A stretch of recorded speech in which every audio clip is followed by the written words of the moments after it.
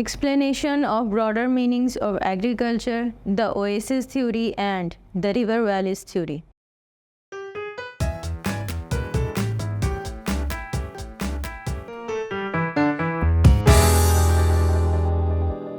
Assalamu alaikum students, I welcome you all on the platform of Digital Academic provided by Moonlight International Publishers.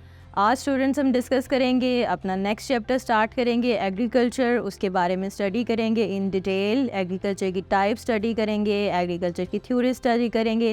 تو آج ہم start کرتے ہیں agriculture کی theories کے ساتھ.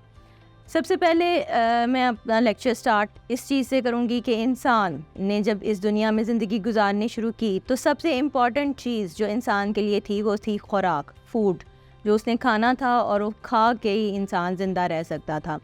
تو اس کے لیے انسان نے سب سے پہلے مختلف جانوروں کا یا مختلف پودوں کو اپنی خوراک کے طور پر استعمال کرنا شروع کیا. آہستہ آہستہ جہاں پر پانی موجود تھا ان علاقوں میں، ان ایریاز میں انسان سیٹل ہونا شروع ہو گئے. اس پانی کو پینے کے لیے استعمال کیا جاتا تھا، انسان پینے کے لیے استعمال کرتا تھا اس پانی کو. اس کے علاوہ اسے خوراک کی ضرورت تھی، تو وہ خوراک یا تو وہ جانوروں سے حاصل کر سکتا تھا یا پودوں سے فروٹس یا نٹس کی صورت میں حاصل کر سکتا تھا. وقت کے ساتھ ساتھ انسان ان علاقوں میں آباد ہوا، اس نے ان پودوں کو اگانا سیکھ لیا جو اس کی خوراک کے طور پر استعمال ہو سکتے تھے. اسی طرح اس نے ان جانوروں کو پالنا سیکھ لیا جن کو وہ خوراک کے طور پر استعمال کرتا تھا، اور اس طرح باقاعدہ طور پر زراعت کی بنیاد رکھی گئی. 10,000 سال پہلے جو کمیونٹیز انسان کی آباد ہوئیں انہوں نے زراعت کا آغاز کیا، اور ہم کہہ سکتے ہیں کہ فرسٹ ایگریکلچر ریولوشن کا نام دیا گیا اس کو. اس کے بعد مختلف اسکالرز آتے گئے، انہوں نے زراعت کے اوریجن کے بارے میں، ایگریکلچر کے اوریجن کے بارے میں، کیسے سٹارٹ ہوا، انفارمیشن کلیکٹ کرنی شروع کی. اس میں بہت سے ہسٹورینس شامل تھے، بہت سے آرکیالوجسٹ شامل تھے، بہت سے اینتھروپولوجسٹ شامل تھے.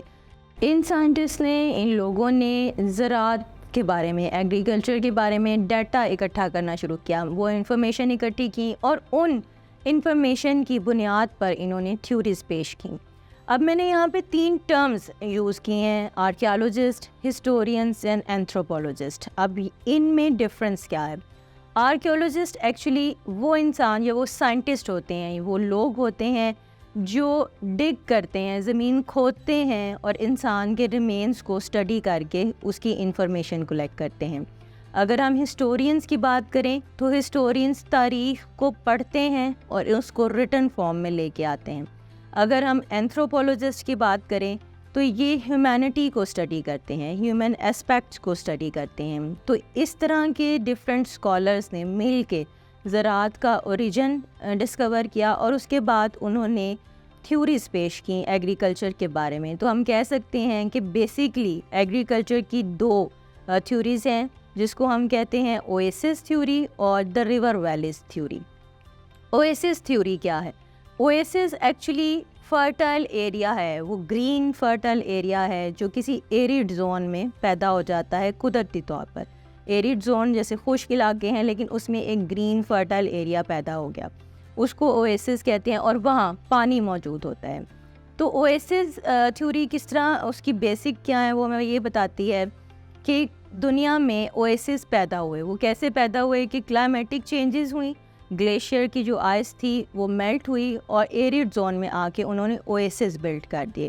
ان اویسس کے ارد گرد، کیونکہ وہ قدرتی طور پر پیدا ہوئے، تو ان کے ارد گرد پلانٹس گرو کرنا شروع کر دیے. ان پلانٹس کو جو جانور کھاتے تھے، ان جانوروں نے اس کے ارد گرد اپنا مسکن بنا لیا. وہ وہاں پر آتے تھے، ان کو کھاتے تھے، ان پلانٹس کو، ان پہ ڈپینڈ تھے، اور وہی پانی جو گلیشیئر سے آیا اس کو استعمال کرتے تھے. اب پلانٹس اور اینیملس دونوں انسان کی فوڈ ہیں، انسان کی خوراک ہیں. تو انسانوں نے ان پلانٹس اور پودوں کو اپنی خوراک کے طور پر استعمال کرنا شروع کیا، اور آہستہ آہستہ انہوں نے یہ بھی سیکھ لیا انسان نے کہ کون سے پودے خوراک کے طور پر وہ استعمال کرتے ہیں اور ان کو اگا سکتے ہیں. اسی طرح انہوں نے وہ جانور جو اپنی خوراک کے طور پر استعمال کرتے تھے ان کو پالنا بھی سیکھ لیا. اس طرح باقاعدہ طور پر ایگریکلچر کا آغاز ہوا. تو ہم کہہ سکتے ہیں کہ اویسس تھیوری میں اویسس بنے، اس کے بعد پلانٹیشن سٹارٹ ہوئی، ان پلانٹس کو جانوروں نے استعمال کیا اور ان جانوروں اور پودوں کو انسانوں نے استعمال کیا، اور وہ والے جانور اور پودے اس نے پالنا اور اگانا سیکھ لیے جو وہ اپنی خوراک کے طور پر استعمال کرتا تھا. تو یہ تھی ہمارے پاس اویسس تھیوری کی بنیاد. اگر ہم بات کرتے ہیں ریور ویلیز تھیوری کی تو ہمیں اس کے نام سے ہی پتہ چل رہا ہے کہ یہ فرٹائل زمین ہوگی جس کے ارد گرد پانی موجود ہوگا. تو ایسی زمین جس کے ارد گرد پانی موجود ہے اور اس کے ارد گرد کی زمین فرٹائل ہے, زرخیز زمین ہے, وہاں پودے اگنے شروع ہوئے قدرتی طور پر, اور پھر انسان نے وہ پودے اگانے شروع کر دیے جو اس کے فائدے کے لیے تھے, جن سے وہ نٹس اور فروٹس اپنی خوراک کے طور پر حاصل کر سکتا تھا. اسی طرح اس نے وہ جانور جو وہ پودے کھانے آتے تھے وہ وہاں پر پالنے شروع کر دیے اور ان کو بھی اپنی خوراک کے طور پر استعمال کرنا شروع کر دیا.